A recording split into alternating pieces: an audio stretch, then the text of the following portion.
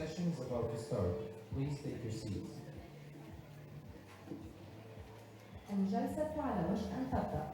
يرجى الجلوس في مقاعدكم.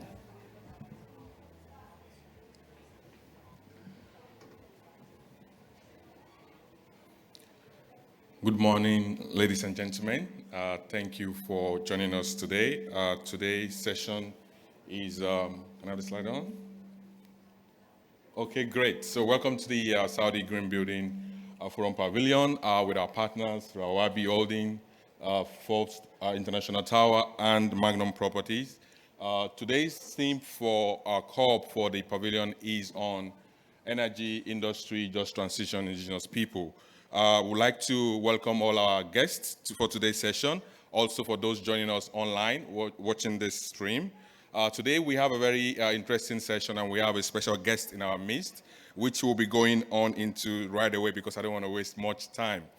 Today we have in our midst Her Excellency, the Minister of International Cooperation, Arab Republic of Egypt, in the person of Dr. Rania Al-Mashat. Thank you for joining us today. Of course, we have in our presence as well the Group Vice Chairman and CEO for Arabi Holdings, as well as the CEO of Magnum Properties. Thank you for joining us as well. Today we'll be having a quick keynote from Her Excellency, and I would like to read a quick bio before I bring her on stage.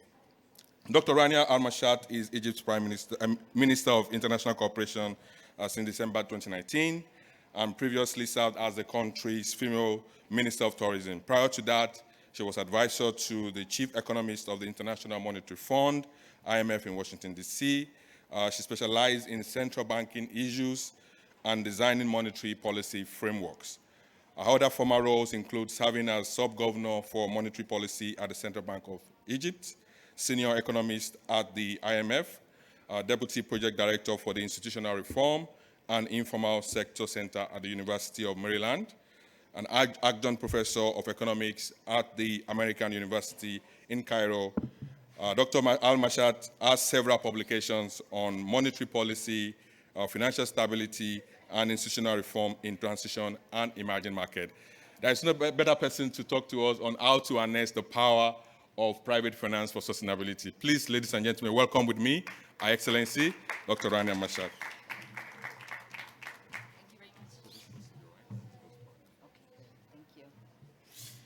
Well, good morning, and it's a pleasure to be with everybody here.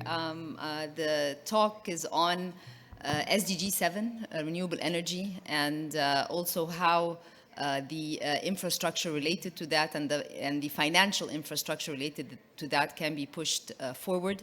I have two very quick presentations to go over, and as we go through them, this is also going to highlight and show what Egypt is doing in that space and how we are working with our international partners to push the green transition forward. Just as a keynote, the Ministry of International Cooperation works with all our Egypt's bilateral and multilateral development partners, with the exception of the IMF, so World Bank, African Development Bank, the different IFC, etc. And each and every institution today has green as a key component of its work with us. Every country sets its strategy with the international community, and there are always three words that come up consistently. The strategies or the economy has to be inclusive, has to be green, and has to be digital. So those are three common denominators between the work that any country does with the international community. Very quickly, we have, and for those who have been here the past few days, the word country platforms has come up once and again. For those who were at Glasgow, the Just Energy Transition platforms, the JETPs, which for South Africa, Indonesia, were country platforms that were pushed by the G7 to help countries move from coal to renewable energy. As from Glasgow onwards, the implementation of such platforms, showed to be a little bit not as easy as expected. In Egypt, ahead of COP27, we created our own country platform, the Nexus of Water, Food, and Energy, pronounced in Arabic as Nuwafi. Nuwafi means fulfilling pledges, because our COP was from pledges to implementation. And yesterday, when you look at the UAE's declaration on the financial framework, and when you look at the statement that came out by the MDBs, the word country-led platforms comes in very vividly. And the idea here is that countries need to be very clear on what they are committing to, very clear with respect to the projects they want to finance. This is the only way that national interests and national goals can be pushed forward and consistent with international goals. So just very quickly, I'll go over some of what we have done on the NOAFI platform, because it's a very implementable country platform, replicable for other countries. And yesterday in the international expert group on climate finance, NOAFI was featured there, and we are seeing ways on how we can do South-South and triangular cooperation to also push the methodology, the concept, and the financing in that space forward. This is, our partners within the NOAFI platform. As you can see, it includes bilateral partners, multilateral partners. It includes private sector. It includes, different funds, and also internally or nationally, there are many ministries that are working on this, because it's nexus of water, food, and energy. So we have an energy element or a pillar. We have a water pillar. We have a food pillar. This is in Sharm el-Sheikh last year, and what we did there is, with the presence of the Prime Minister and all our partners, we signed memorandums of understanding and letters of interest with the different partners, head of EBRD, head of African Development, IFAD. For each of the pillars, we have a lead development bank working with us. And the idea is that it's financing for development, financing for climate action. I think everybody has established by now that climate and development go hand in hand. They're not mutually exclusive. And this is very, very important. So if you're doing an infrastructure project, if you're doing a water desalination project, it serves two things. It serves development, but it also serves climate goals. This is just to show that financing gap exists. It's real, and financing gap does exist mostly when it comes to adaptation, and there's a lot of regional and geographic disparity. Of course, the gap in Africa is much bigger than in the developed world. Actually, most of the financing goes north, even though the global south is what needs more of the financing. Two presidential initiatives at COP27, the Sharm el-Sheikh Guidebook for Just Financing, a definition of what we mean by just financing, principles of just financing, and the NOAFI platform, or Egypt's country platform for the nexus of water, food, and energy. And the relationship between both is very important, and it's very important that we're at COP28 discussing this, because again, and I refer everybody to the two documents that came out yesterday and the day before, the word transition, just transition, and the word country platform. So these are very important concepts. They're not theoretical. They are practical, operational, and this is what we try to show from our presidential initiatives. Again, when we look at the just financing, and here it's very, very important, they are anchored on 3 points: country ownership, equitable pathways, and equitable pathways have to do with development and climate action coming hand in hand, and then governance. How does all of that work together? These are all the principles. I don't want to go over them, but under each of the three themes, we have a total of 12 principles. What does the NOAFI platform allow for a country? It allows us to work on resilience, adaptation, mitigation. It allows us to tackle water security, food security, and allows us to go through just financing, updating our nationally determined contribution. So all of these are concepts that are within the country platform. What did Egypt do ahead of COP27? We issued our 2050 country climate strategy. It has a very important link between climate and SDGs. And again, we show in action that development and climate can come hand in hand. And all of this is available for each of the objectives in the strategy. We link them to the SDGs. And then the strategy includes priority projects for the country by sector. What we have done in NOAFI, we chose a subset of those projects so that we can provide the financing for it so that we can crowd in the private sector for it. And so we have an energy pillar, as I mentioned, we have a food pillar, we have a water pillar, and these are the different projects that have been identified. So a total of 9 that we put in the country platform. And then we also added Nuafi Plus. Plus is sustainable transport. So there is connectivity, which is very important, and it has to be sustainable connectivity. So not using electric or using other types of transportation. A very important also issue is the link between these projects across Egypt. So there's a geographic link, and also a nexus, which means that if it's renewable, it helps water desalination, which then is used in agriculture. So there is that circular economy concept as well. So what are we able to avail in the platform? We're able to avail a debt swap, very important financing tool. We're able to allow for concessional finance, which is what everybody's talking about now. MDBs need to provide more concessionality, and all of this is to de-risk the engagement of the private sector. Also guarantees are mentioned over and over, that many projects need guarantees to be able to be sustainable. And of course, technical assistance and capacity building when it comes to the feasibility study of these different projects is very key. So these are the financing elements of the platform.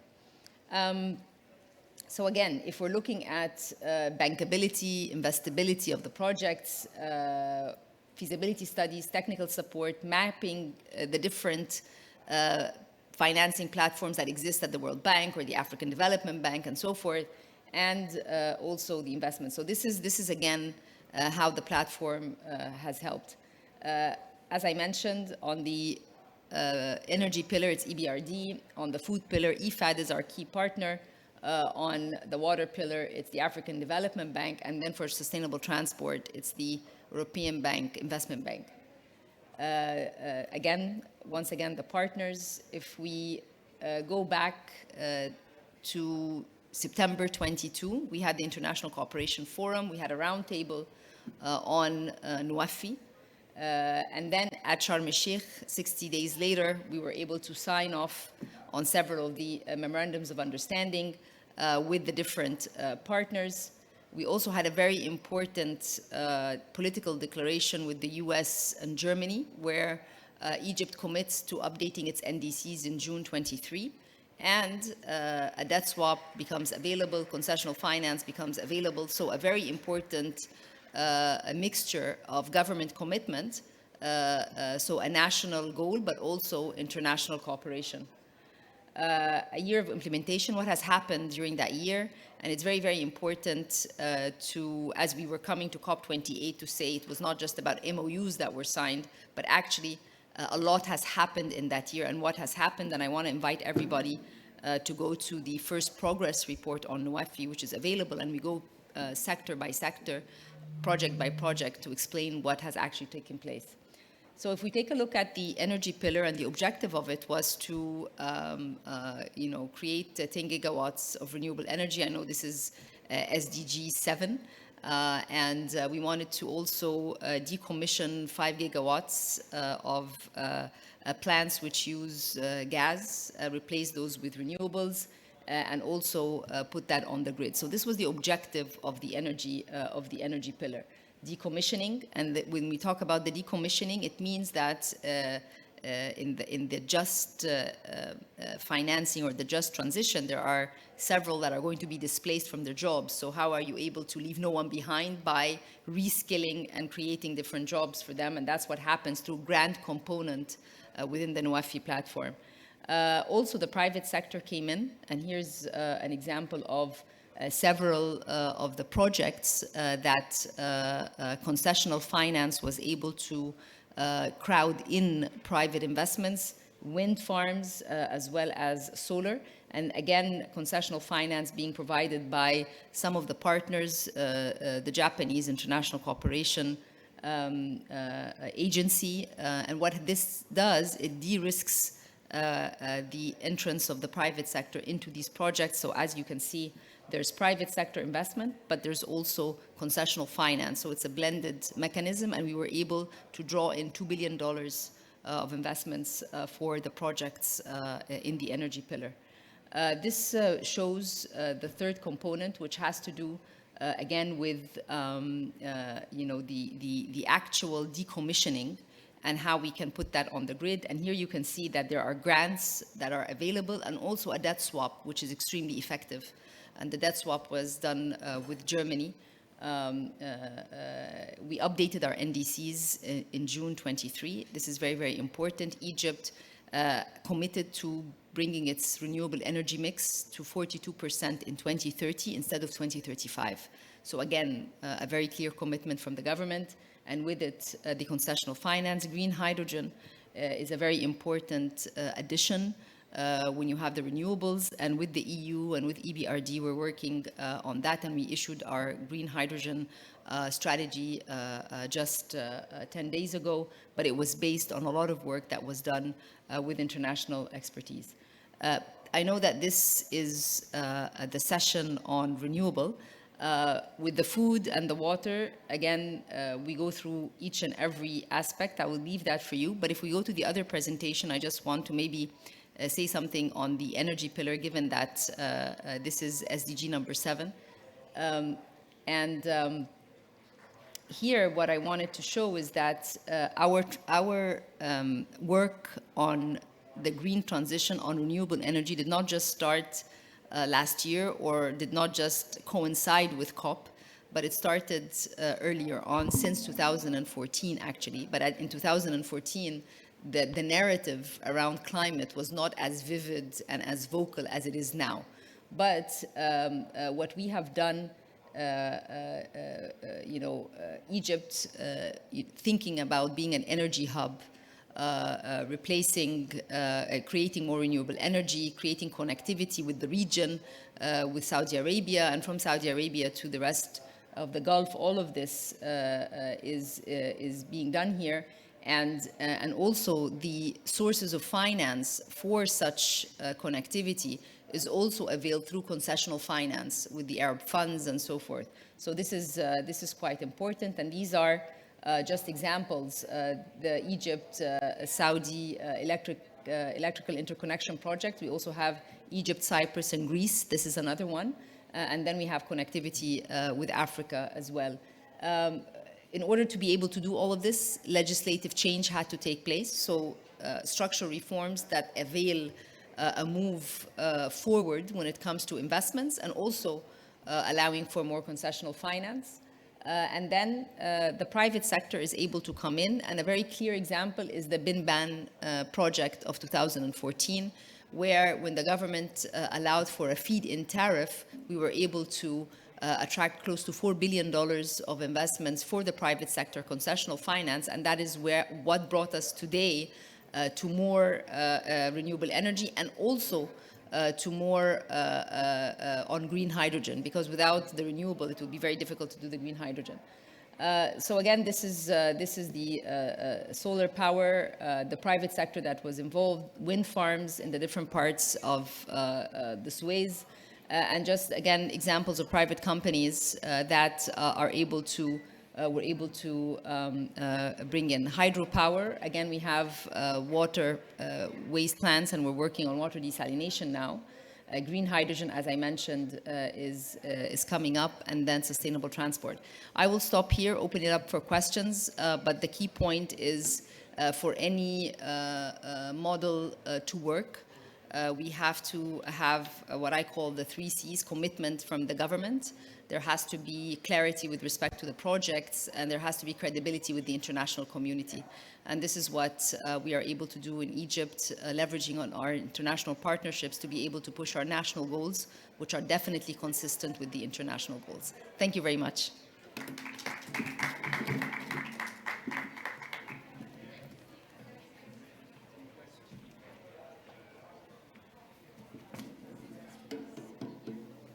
Yes.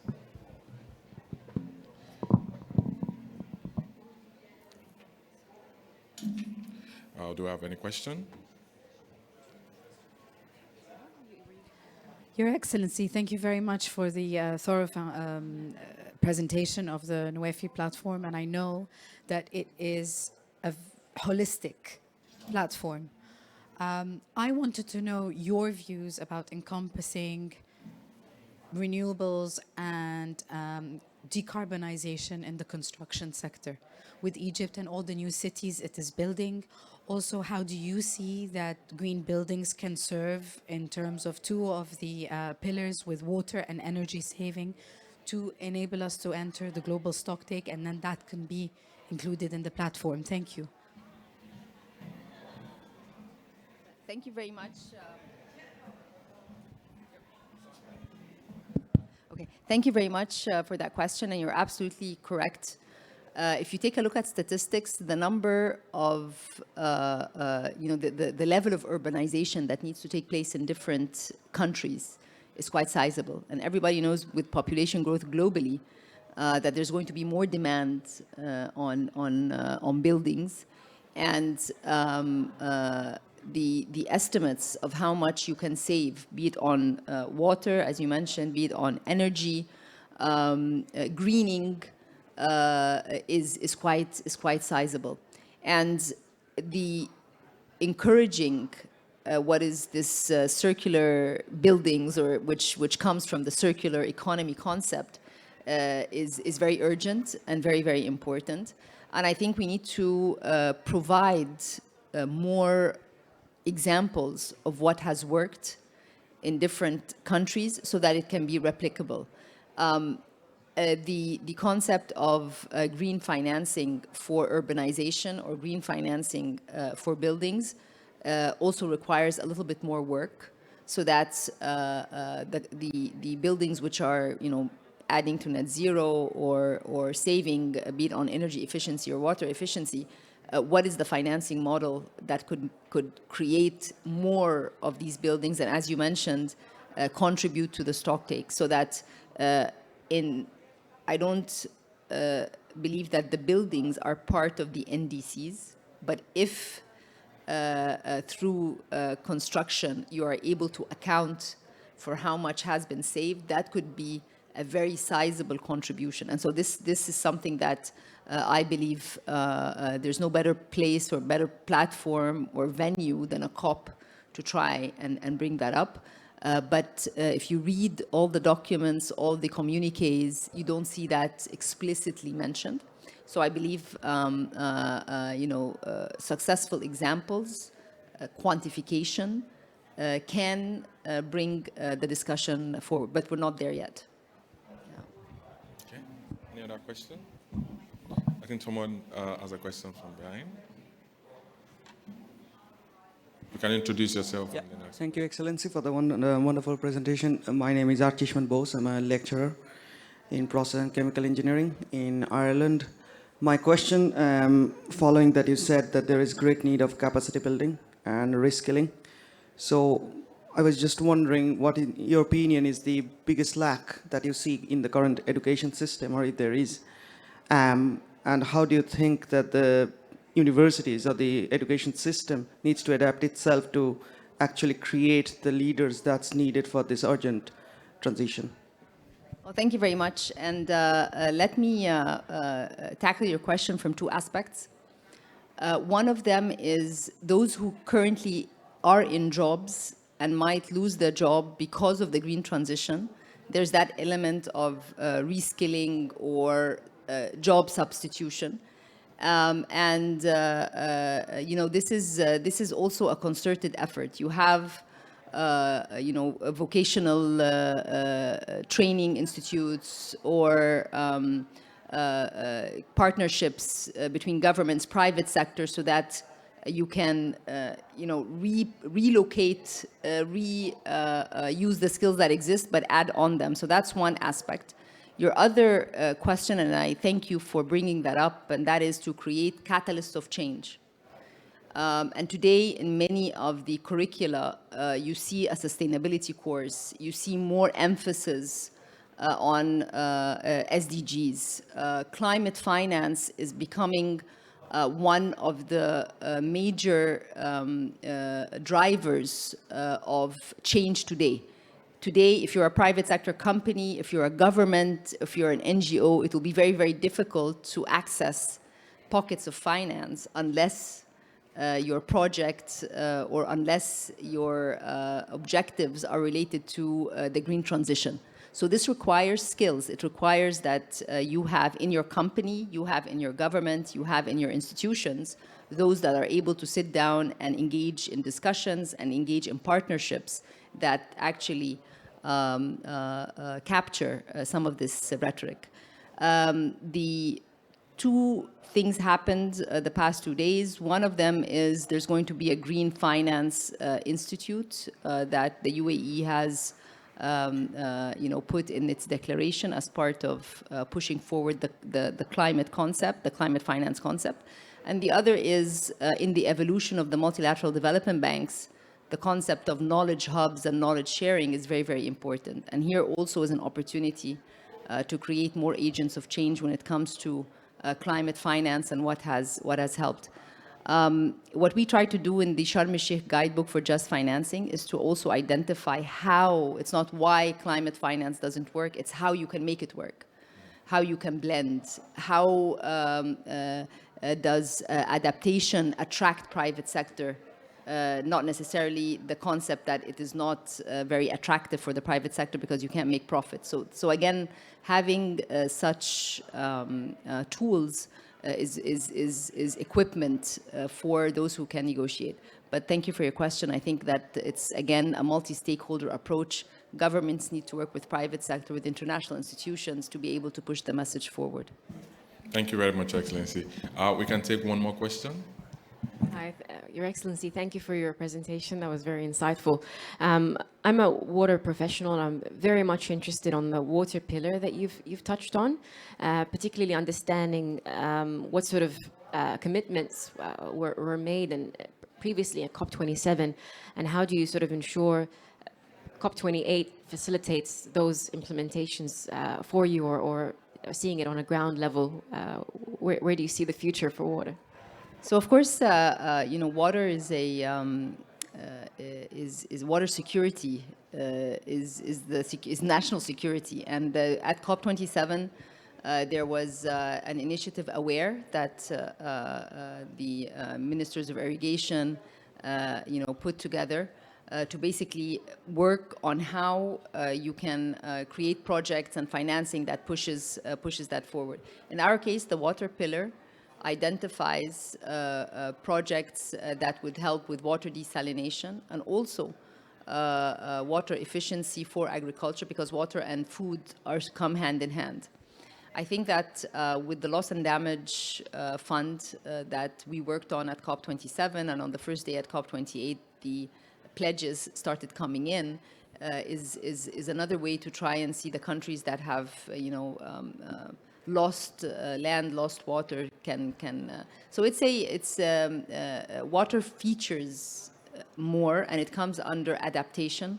This link between water security and food security. And at COP27, when we were in Sharm el-Sheikh, we tried to push for that very much because of the African connection, and also that many of the countries that have not been the cause of the climate problems, but they suffered the most, particularly on the waterfront. So I believe that there are initiatives that are pushing forward from COP27 to COP28. And if you take a look at the declaration that I mentioned yesterday and the one from the multilateral development banks, water and food come in explicitly. And this is, again, a response to the many calls that took place at COP27. So we push forward in terms of the narrative, but also in terms of trying to find solutions. And technology comes here very importantly, because many of the problems can be tackled through better technologies and better implementation of ideas that can save water and also provide for better agriculture. All right, thank you very much for your time. Thank you for the questions, and thanks for spending time to answer them. At this stage, I would like you to please appreciate Her Excellency once again. Thank you very much. going to move on to the, just, yeah, please.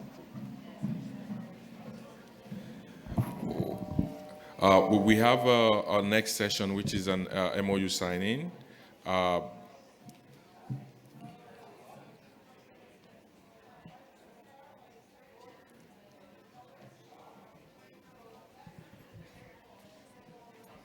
Thank you very much once again, Your Excellency.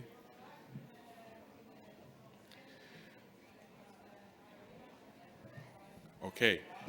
The next on the agenda is an MOU signing between Worldwide Generation and Rawabi Holdings. And I would like to invite on stage Mr. Osman and Manjusha to please step forward, please.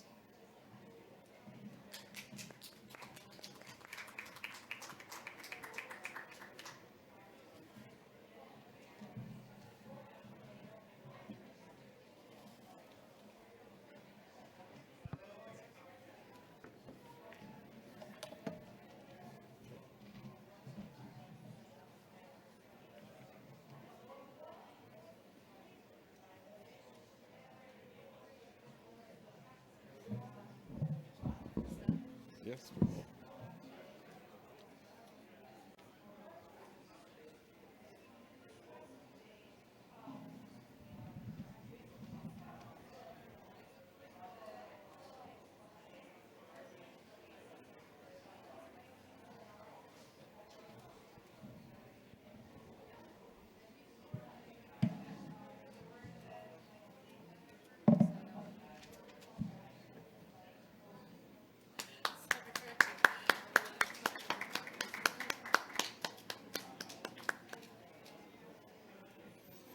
All right, thank you very much. Now we need to go for a cool picture. Yeah, thank you.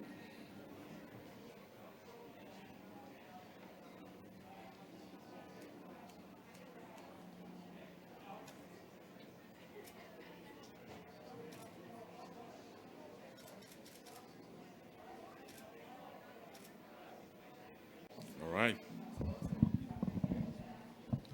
Thank you very much. That concludes our round of morning session for today. We do thank everyone for joining us and hope you do enjoy the presentation and, of course, the engagement that happened afterwards. Thank you all once again, and we will be moving on to the pavilion to continue the rest of the afternoon session. Thank you, everyone.